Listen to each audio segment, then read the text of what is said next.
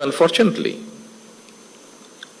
খুব সম্মত বাস্তবতা হচ্ছে একবিংশ শতাব্দীতে শিক্ষা, গবেষণা এবং জ্ঞানের উৎকর্ষ অর্জনের ক্ষেত্রে বিখ্যাত বিশ্ববিদ্যালয়ের র্যাঙ্কিং এ আমাদের বিশ্ববিদ্যালয়ের অবস্থান এখনো মনে হয় প্রত্যাশিত উচ্চতায় পৌঁছাতে পারেনি।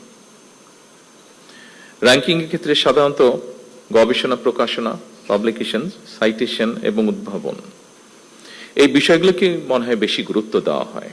সেই ক্ষেত্রে আমাদের অবস্থান কোথায়, এই বিষয়গুলো নিয়ে আমাদের শিক্ষাবিদগণ নিশ্চয়ই আরো চিন্তা ভাবনা করবেন। শুধু পুঁথিগত শিক্ষায় নয়, বিশ্ববিদ্যালয় গবেষণা এবং উদ্ভাবনের দিকে মনোযোগ না দিলে মনে হয় প্রতিযোগিতামূলক বিশ্বে আমাদের টিকে থাকা কিছুটা হলেও কষ্টসাধ্য হয়ে পড়বে।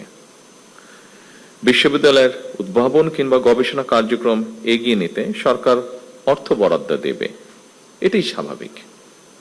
তবে আমি যতটুকু জানি, ব্রিটেন সহ বিশ্বের অনেক দেশেই যারা বিশ্ববিদ্যালয় অ্যালামনাই, তাদের অনেকেই কিন্তু বিশ্ববিদ্যালয়ের গবেষণা এবং উদ্ভাবন কার্যক্রমকে এগিয়ে নিতে সাধারণত পৃষ্ঠপোষকতা করে থাকেন।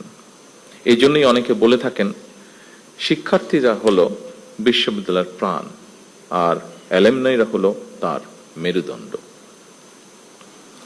ঢাকা বিশ্ববিদ্যালয় সহ দেশের বিভিন্ন বিশ্ববিদ্যালয়ের শিক্ষার্থী বর্তমানে যারা দেশে বিদেশে জ্ঞানে বিজ্ঞানে অর্থবিত্তে প্রতিষ্ঠিত, সেই সব অ্যালামনাইদেরকে বিশ্ববিদ্যালয়গুলোতে শিক্ষা ও গবেষণা উন্নয়নে সম্পৃক্ত করার উদ্যোগ নেওয়ার জন্য আমি উপস্থিত শিক্ষাবিদদের প্রতি বিনীত আহ্বান জানাই।